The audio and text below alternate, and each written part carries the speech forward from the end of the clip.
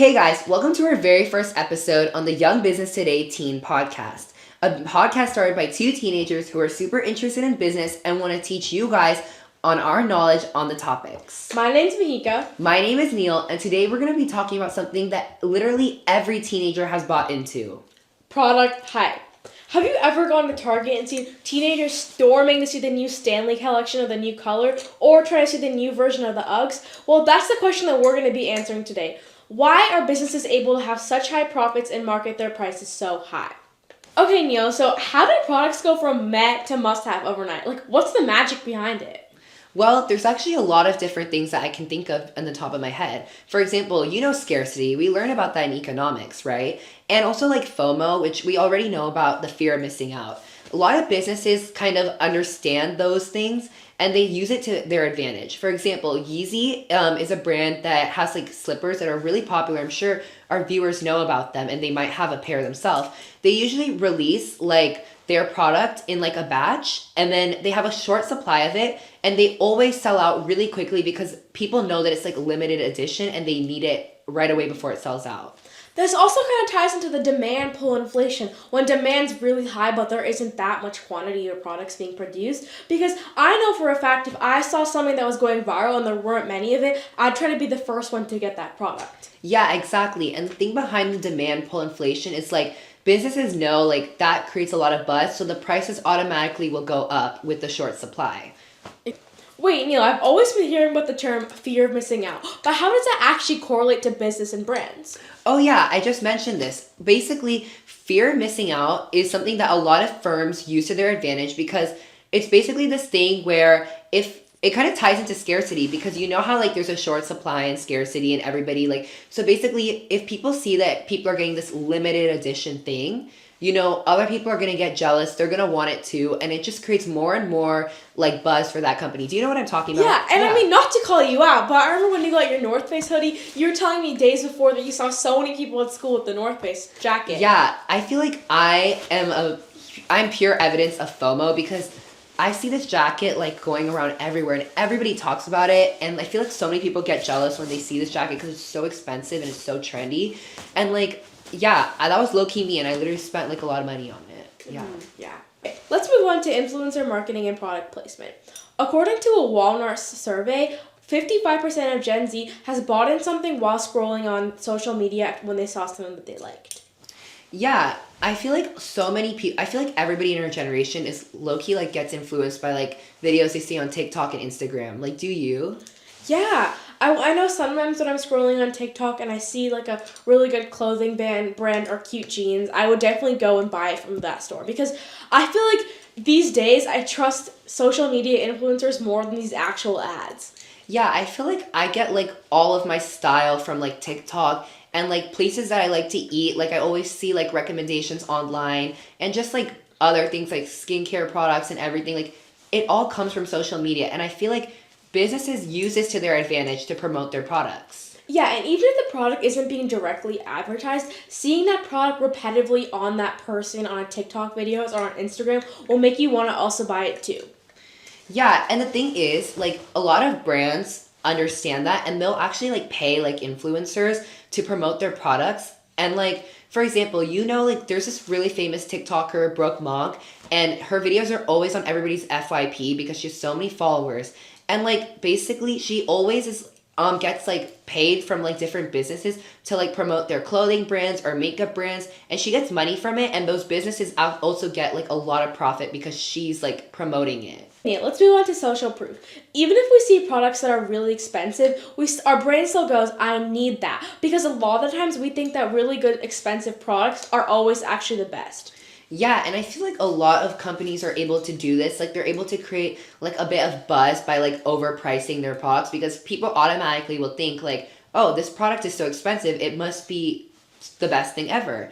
I feel Nike, they usually do this a lot. Their shoes are really overpriced.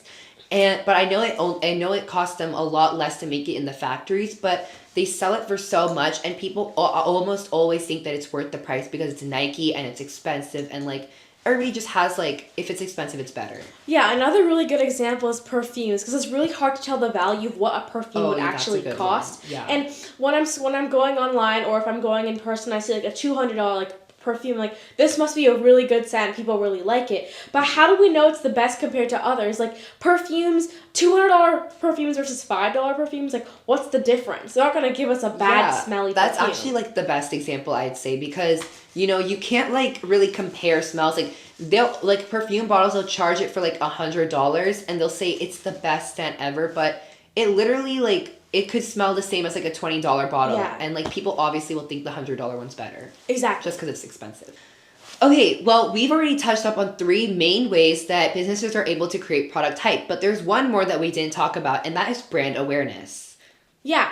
And I see brand awareness being used all the time. Like, for example, with the new Starbucks drink. Do you remember the summer, like, popping boba drinks last summer? Yeah.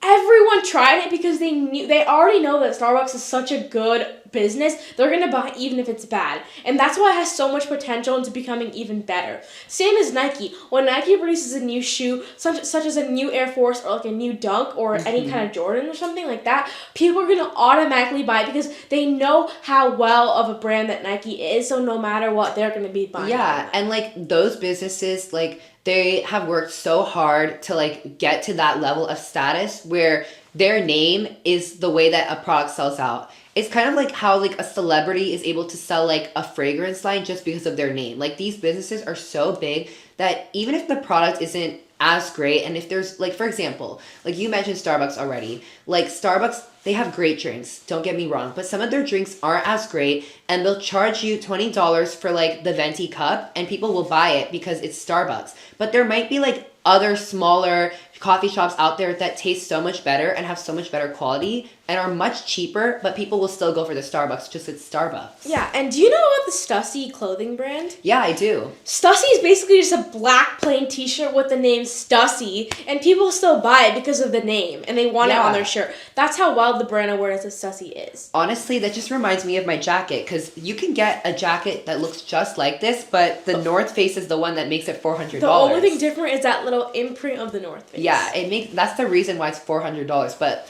literally, like, I could get a $20 Amazon puffer for the same price. It's just because it's North Face and it's such a highly acclaimed brand that brands are able to use this for their advantage. Mahika, we've already talked about all of the ways that businesses are able to hype up their products, but how does this make real impact to businesses and firms? Well, that happens through profits. Well, I know, for example, that in 2019, the Stanley Cup, was it? Yeah, the Stanley Cup. Their profits were $70 million, but then by 2024, their profits increased up to $700 million. That is insane. That's actually crazy. Like, in the span, that was from 2019 to 2024, right? Yeah.